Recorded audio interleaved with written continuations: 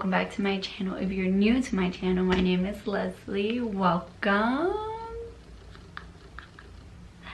I'm a little weird, but it's okay.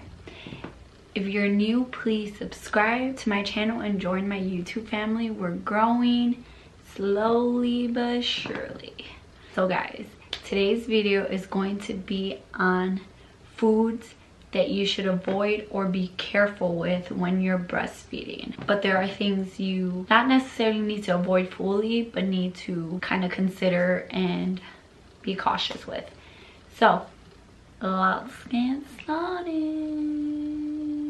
So the first thing is spicy foods.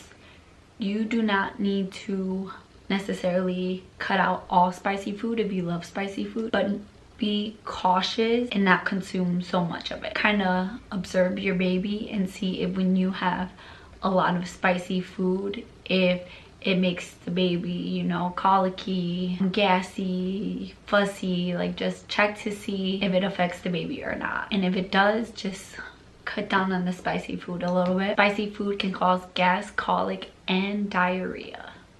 So just be cautious. Be aware of the herbs that you are intaking, especially peppermint, sage, and parsley. They're known to decrease your milk supply. Peppermint is known to decrease it a lot.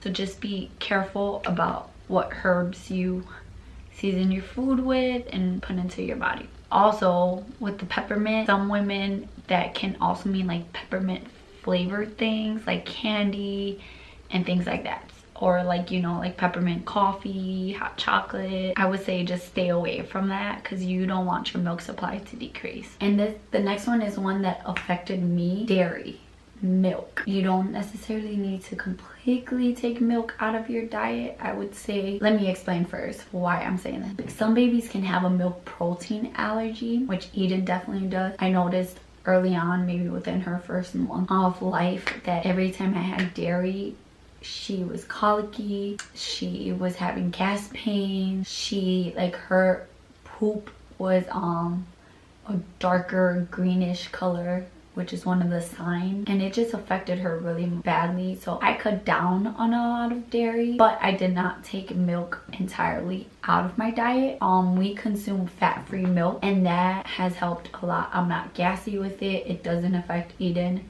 and we can use it in our protein shakes. So maybe try like a lactose-free milk, or sometimes that might not even work.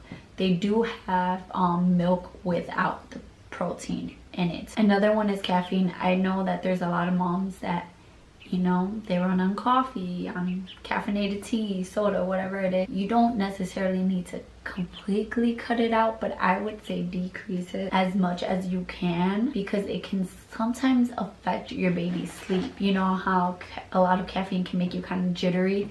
It can do the same to your baby, and it can like disrupt their sleep. You should also stay away from gassy foods. And gassy foods are like broccoli, Brussels sprout, beans, cabbage, broccoli especially.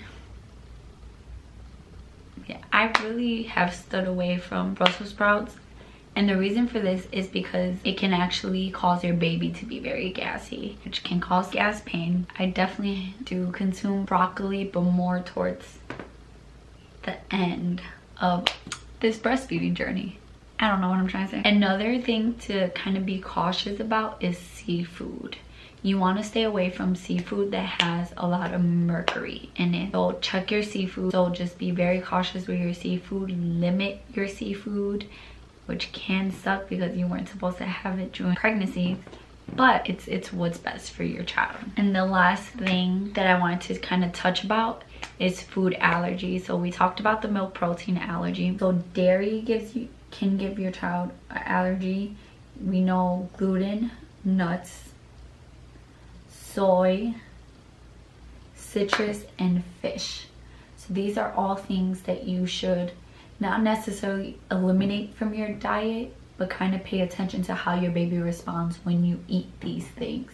if your baby responds with, I'll give you the symptoms, with gag, crying, colic, bloody or mucousy stool, a rash, eczema, they're spitting up a lot or vomiting, if they have congestion or a runny nose constantly, or if they have trouble sleeping, maybe you should cut out some of these things out of your diet and kind of see if that helps with all of those symptoms.